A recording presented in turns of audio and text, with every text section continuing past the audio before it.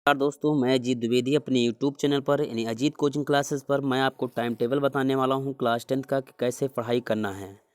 ये पहले वीडियो मेरा प्राइवेट था, जो पेड स्टूडेंट थे, ऑनलाइन पढ़ते थे, उनके लिए था, लेकिन मैं अब इनको पब्लिक कर दे रहा हूँ। इसी वीडियो को मैं दोबारा रिव्यू करके पब्लिक कर रहा हूँ, जिससे सारे स्टूडेंट इसको देखें, क्योंकि मुझसे बहुत सारे स्टूडेंट सवाल कर रहे थे, बहुत सारे लोग मुझसे कमेंट कर रहे थे कि भैया मुझे टाइम टेबल कैसे बनाना है, मैं कैसे पढ़ाई करूँ कि मेरा हाई स्कूल या इंटरमीडिएट में 90 प्लस मार्क्स आ जाएँ। 90 प्लस मार्क्स आ जाएँ, तो चलिए मैं बताता हूँ आपको बिना समय गँवाए हुए। चलिए वाई फिगर हम लोग देखेंगे और लास्ट में टाइम टेबल भी दिखाएंगे आपको, लेकिन उसके पहले कितने क्वेश्चन माइंड में आते हैं हम लोग उस पर फोकस करेंगे। लेकिन इससे पहले दोस्त प्लीज़ आपसे एक रिक्वेस्ट है कि आप चैनल पर आखिरी तक बने रहिएगा, क्योंकि टाइम टेबल तभी जान पाएंगे। और ये आज का वीडियो इतना इंटरेस्टिंग है कि शायद 90% क्या आप 95 99 तक ला सकते हैं। लेकिन इससे पहले एक और रिक्वेस्ट है कि अपने दोस्तों जो तुम्हारे करीबी हैं, ज़्यादा क्लोज हों, उनको भी शेयर कीजिए, जिससे वो भी पढ़ाई कर सकें। तो चलिए देखते हैं पहला क्या क्वेश्चन तुम लोग के दिमाग में आता है कि क्लास 10th की पढ़ाई कैसे करें। अच्छा क्यों? क्योंकि अब दिसंबर महीना चल रहा है और 24 अप्रैल को मैंने न्यूज़ डाला था, और 24 अप्रैल से आपका पेपर स्टार्ट हो जाएगा। अब आपके पास समय कितना है? दिसंबर, जनवरी, फरवरी, मार्च और अप्रैल को ले लिया जाए तो कुल 5 महीने समय है। जबकि सब्जेक्ट भी आपको पढ़ना है, क्लास 10th वाले को 6 सब्जेक्ट हैं, लेकिन 5 ही मानिए, क्योंकि बहुत लोग जो चित्रकला होता है उस पर नहीं फोकस करते हैं, तो 5 सब्जेक्ट पढ़ना है। तो वही है क्लास 10th की पढ़ाई कैसे करें, किस टाइम टेबल से करें और कैसे हम पढ़ें, यानी कैसे हम पढ़ें और कैसे अच्छा स्कोर करें। इस पर फोकस करना कि कैसे हम पढ़ें और कैसे अच्छा स्कोर करें। फिर इसके बाद में देखिए, तो इसी पर कुछ हम लोग बात करने वाले हैं। ये देखिए लड़की एक चित्र में बनी हुई है, ये बैठी सोच रही है कि कैसे पढ़ाई करें जिससे मुझे अच्छे से अच्छे मार्क्स मिल जाएं। तो चलिए अब इसी पर हम लोग चर्चा करेंगे।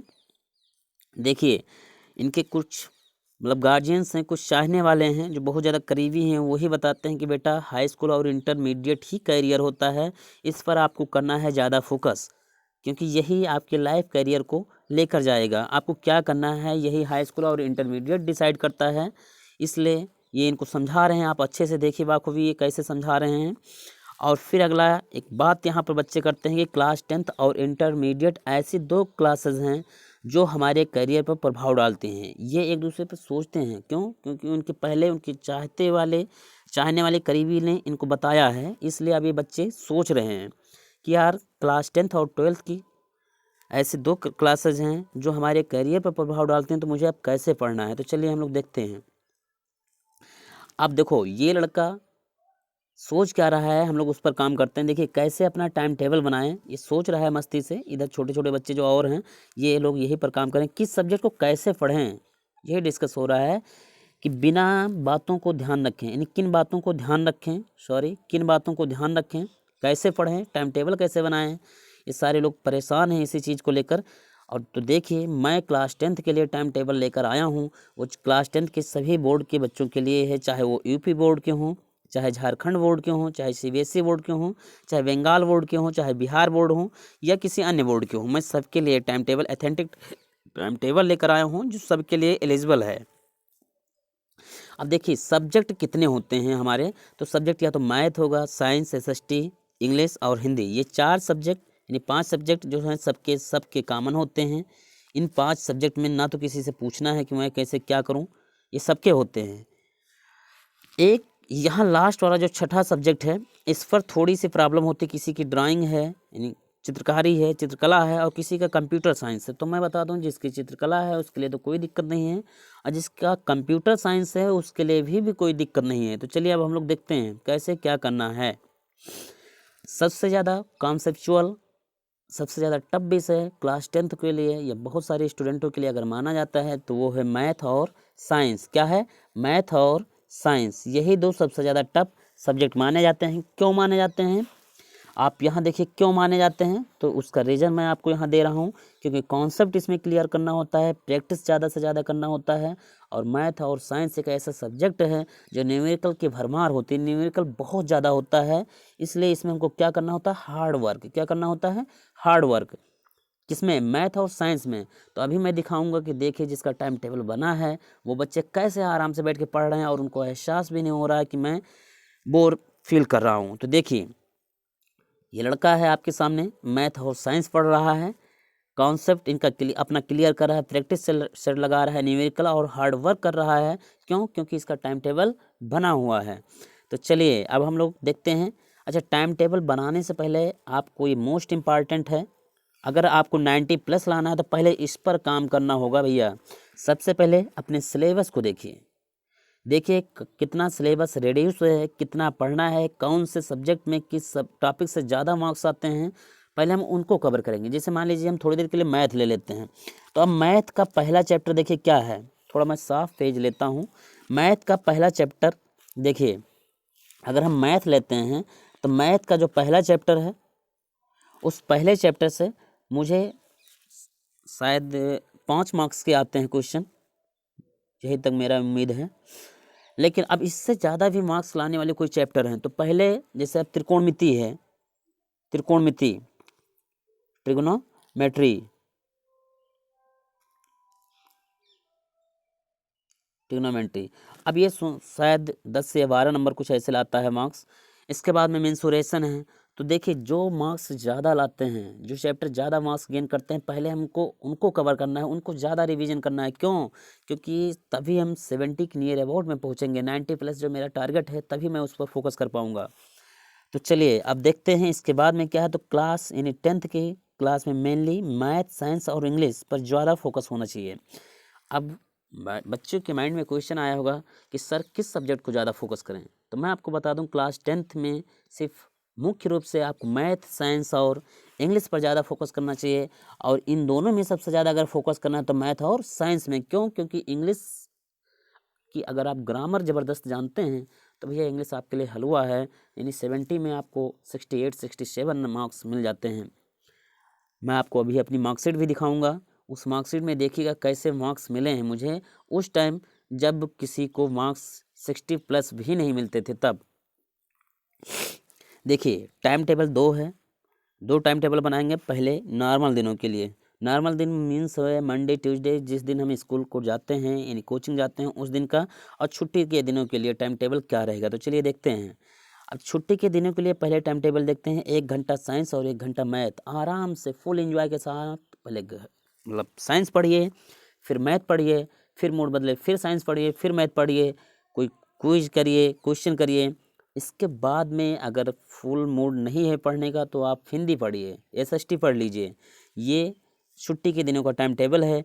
और देखो, अब मैथ और साइंस में आप बुक से हेल्प ले लीजिए। जैसे मान लीजिए कोई क्वेश्चन है, आपका फार्मूले हैं नहीं क्लियर है, तो आप बुक की हेल्प ले लीजिए। लेकिन इससे पहले मैं एक आपसे रिक्वेस्ट करना चाहूँगा कि जैसे मैथ है या साइंस है, तो इनके जो फार्मूले हैं उसको आप एक पतली कापी में लेकर उसको अच्छी तरह से नोट कर लीजिए, अगर आपको 90 प्लस मार्क्स लाने हैं तो। देखिए, अब जैसे एक सपोज दैट मानते हैं कि ये लड़का है त्रिकोणमिति पढ़ रहा है।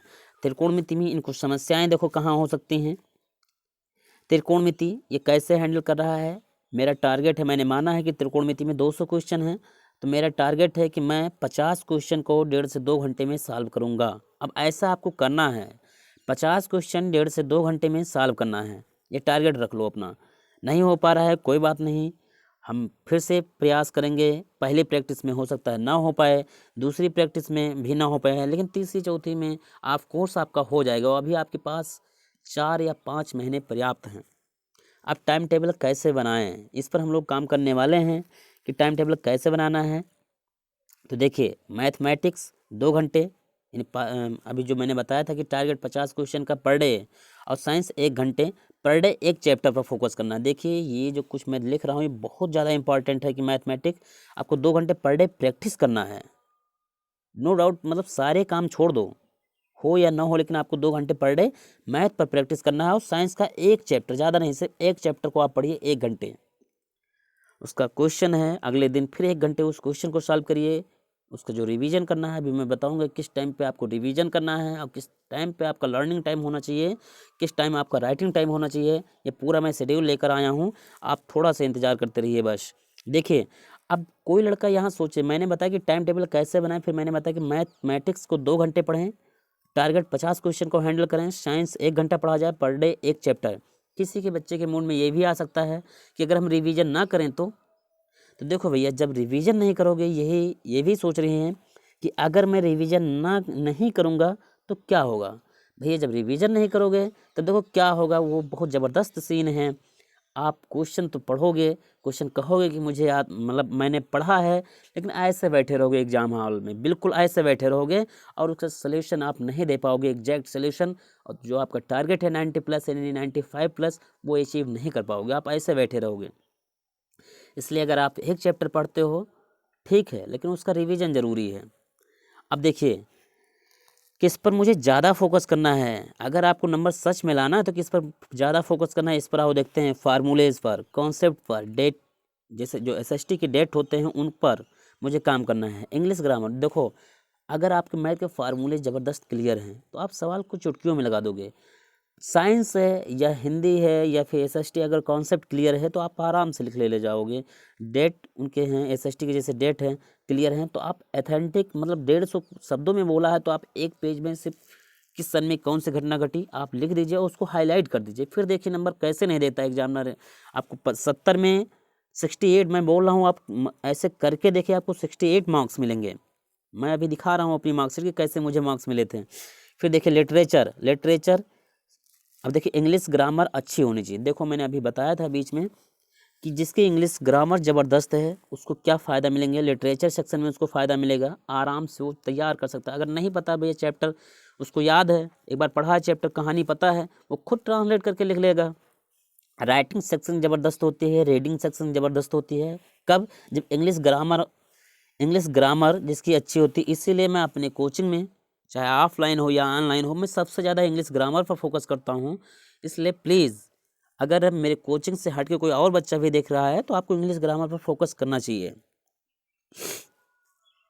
अब देखिए जो जिसकी डिमांड थी वो आपके सामने आ चुका है। क्लास 10th टाइम टेबल आपके पास 24 घंटे होते हैं। उस 24 घंटे में सुबह आप 5 बजे सो के उठिए, 5 से 7 इंग्लिश। अब मैंने सिर्फ एक फॉर एग्जाम्पल के लिए इंग्लिश लिखा है यहाँ, जिसे हफ्ते में मैंने 2 टाइम टेबल दिखाया था। तो आप हफ्ते में जैसे 6 दिन होते हैं, 6 दिन में भी 2 को बांट लीजिए कि 3 दिन में इंग्लिश आपको रिवीजन करना है और 3 दिन साइंस, किसका? साइंस का रिवीजन करना है। और एसएसटी ऐसे हिंदी, तो पर डे 5 से 7 आपको क्या पढ़ना है? 5 से 7 यानी 2 घंटे इंग्लिश का इसलिए दिया हूँ क्योंकि यहाँ पर आपको चाहिए 94-95%। हिंदी, देखिए हिंदी हम लोग की मदर टंग से मातृभाषा भी है, इसलिए हिंदी पर ज़्यादा फोकस नहीं भी होगा तब भी आप अच्छे मार्क्स गेन कर सकते हैं। इसलिए मैंने इनको 7 से 8 घंटे, यानी 7 से 8 1 घंटे का समय दिया है। 8 से 9 आपको तैयार होना है। क्या होना है? तैयार होना है पर डे स्कूल जाने के लिए। तो 9 से और 3 तक आप स्कूल जाइए। देखो 8 से 9 तैयार हुए, फिर 9 से आप स्कूल जाइए, 3 तक फुल एंजॉय कीजिए, खाना खाइए, खेलिए कूदिए, जो भी करना है आप करिए उसी में। 3 से 4 घर पर आराम, फिर आइए आप, क्योंकि थक जाएंगे, आपको एनर्जी की ज़रूरत होगी, घर पर आप आराम करिए। अब देखिए कोई इसमें मुझे कमेंट कर सकता है कि सर मेरी कोचिंग 3 बजे से है, तो जिसकी कोचिंग 3 से है यार वो 3 से 4 पढ़ ले, 4:30 तक घर पर जाए, 1 घंटा वो आराम कर ले। जिसकी कोचिंग 4 बजे से है वो 3 से 4 आराम करे, 3 से 3:30 तक, और 4 बजे कोचिंग आने के लिए आधे घंटे पहले निकल ले, 4 से 5 वो कोचिंग आ जाए, कोचिंग का टाइम पूरा ले। 6 से 8 पर डे, ये किसी एक दिन के लिए नहीं है, पर डे 6 से 8 आपको math revision every day, per day होनी चाहिए, एवरी डे। इस पर नो इसकी कोई बहाना नहीं चलेगा कि सर आज ये नहीं हो पाया, कल ये नहीं हो पाया, इस पर कोई बहाना नहीं होना चाहिए। एवरी डे आपको 6 से 8 मैथ रिवीजन शाम के टाइम। क्यों? क्योंकि शाम के टाइम जो 6 से 8 समय होता है ये थोड़ा मतलब चहल पहल रहती है घर में, इसलिए 6 से 8 आप रिवीजन मैथ कीजिए, उसमें आपका माइंड कंसंट्रेट रहेगा, आप आराम से रिवीजन कर सकते हैं। और 8 से 9 विज्ञान का अभ्यास, विज्ञान अभ्यास मैंने शुद्ध हिंदी लिखने की कोशिश की है, लेकिन यहाँ पर ये समझिए विज्ञान अभ्यास, इसमें जो न्यूमेरिकल होते हैं उस पर आप फोकस करते रहिए। 9 से 10 पर डे आप एसएसटी पढ़िए। अच्छा कुछ चीज़ें मैं आपको बता दूं, जब इनकी डेट को आपको याद करना होगा, या मतलब ये नॉर्मल डे में पढ़ना है, डेट वोट जब याद करना हो तो आप 5 से 7 ही सुबह जो भी लर्निंग टाइम होगा 5 से 7 ही लगाओगे। फिर 10 से 5 यार 7 घंटा अगर आप सो रहे हो पर डे, तो हमको लगता है मुझे पर्याप्त है कि 7 घंटा सोना कम नहीं है। अब 12 घंटा थोड़ी ना सोओगे बिल्कुल कुंभकर्ण की तरह, इसलिए 7 घंटा पर्याप्त है सोने के लिए। तो 10 से 5 आप सोइए, फिर सुबह 5 बजे उठिए और अपने रूटीन पर फिर लग जाइए। 5 से 5:30 तक अपना जो भी ब्रश मंजन करना हो करिए। फिर पर डे इंग्लिश है या फिर SST है या फिर रिवीजन वाले वर्क्स इस पर होने चाहिए। तो ये आपके रहे टाइम टेबल। अगर आपको कोई और प्रॉब्लम आती है तो आप कमेंट बॉक्स में मुझे बताइएगा, मैं उसको भी सॉल्व करने की कोशिश करूँगा। और हाँ, अगर आप लोग को सिलेबस नहीं मिल रहा है कि कैसे मुझे सिलेबस पढ़ना है, सिलेबस कैसे देखना है, अगर इस पर आप नहीं काम कर पा रहे हैं तो प्लीज़ आप कमेंट बॉक्स में मुझे बताइएगा, मैं सिलेबस भी आपको प्रोवाइड करवा दूँगा। क्योंकि मेरे जो पेड क्लासेस वाले स्टूडेंट हैं उनको सबसे पहले मैं सिलेबस ही देता हूँ कि आपको सिर्फ इतना पढ़ना है। तो सबसे पहले आप अपने सिलेबस को देखिएगा, अगर नहीं मिल पा रहा है आपको तो मुझे कमेंट करिएगा, मैं आपको सिलेबस भी प्रोवाइड करवा दूंगा। लेकिन ज़बरदस्त आपके पास अगर 5 महीने का 4 महीने का टाइम है तो ज़बरदस्त हार्ड वर्क होना चाहिए। अगर आपको हार्ड वर्क अगर आपको 94% लाना है, देखिए लिख दिया हूँ मैं 94% अगर लाना तो अभी से आपके लिए पर्याप्त समय है। तो धन्यवाद। लेकिन इससे पहले इस वीडियो को जो आपके क्लोज वाले हैं या फ्रेंड सर्किल है प्लीज़ उनको भी शेयर कीजिए, जिससे क्योंकि कंपटीशन का मज़ा भैया तभी आता है जब तुम्हारे सामने वाला भी तुम्हारी जैसा हो। और उस कंपटीशन में क्या मज़ा, जब आप खुद के खुद हों। उसको तो कहते हैं कि अब हम क्या बताएं, उसको बोलते हैं कि अंधों में काना राजा। जहाँ कोई नहीं है वहाँ आप हैं तो क्या हैं यार। कंपटीशन करना है तो अपने सामने वाले को भी वही चीज़ दो, फिर कंपटीशन करो तो ज़्यादा ज़बरदस्त मज़ा आता है। इसलिए अपने दोस्तों को, सहपाठियों को हर एक ग्रुप में इसको शेयर कीजिए, क्योंकि 90% यानी 90+ हर बार यानी हर बच्चे को लाना चाहिए। धन्यवाद। मिलते हैं एक नेक्स्ट वीडियो में। तब तक आप अपना ख्याल रखिए, अपने दोस्तों का ख्याल रखिए। और हाँ, अगर आप मेरे यूट्यूब पर पहली बार आए तो मेरे चैनल को सब्सक्राइब जरूर कीजिए। धन्यवाद।